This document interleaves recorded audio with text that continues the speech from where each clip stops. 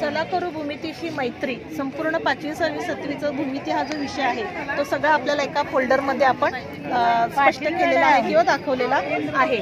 तर यामध्ये पहिल्यांदा बिंदूपासून सुरुवात केलेली आहे।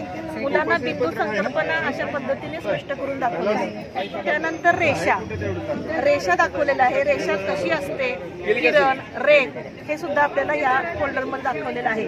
प्रतल दाखवलेला आहे।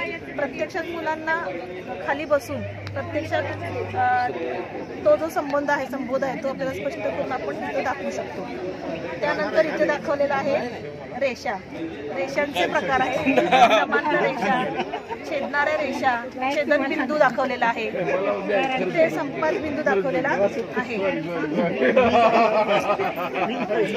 कोणांचे प्रकार आहेत त्या पद्धतीने आपल्याला प्रत्यक्षात मुलांना दाखवून कोणांचे प्रकार आपण स्पष्ट करू शकतो। लघु कोण आहे, काटकोन आहे, विशाल कोण, सरळ कोण आणि प्रत्येक विद्यार्थी हे साहित्य हाताळू शकतो आणि आपल्या संकल्पना ह्या स्पष्ट होऊ शकतात। इथे त्रिकोण दाखवलेला आहे। शिरोबिंदू, बाजू स्पष्ट केलेले आहेत।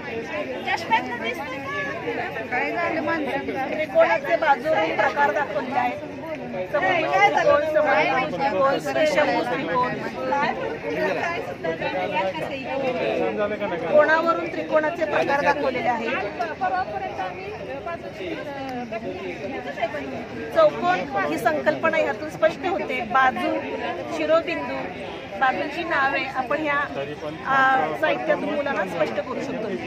अशा पद्धतीने हे बघा इथे चौरसाचे प्रकार आहेत, चौकोनाचे प्रकार आहेत, बहुभुजाकृती आहे, आंतरकोणांची बेरीज आहे, आंतरकोणांची बेरीज दाखवलेली आहे। अशा आंतरकोण दाखवून आपण बेरीज मुलांना स्पष्ट करून दाखवू शकतो। आंतरकोणांची बेरीज आहे। इथे वर्तुळ आहे, वर्तुळातून तुम्हाला त्रिज्या, व्यास, जीवा, परिघ अशा पद्धतीने आपण मुलांना स्पष्ट करून दाखवू शकतो।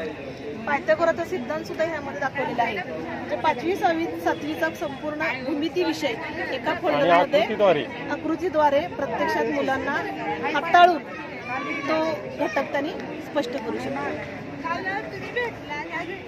आकार आहे,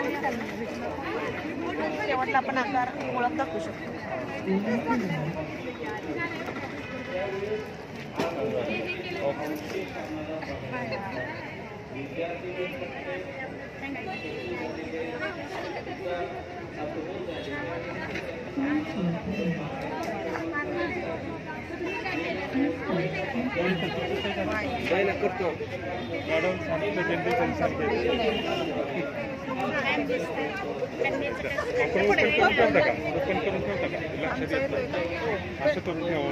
छान केले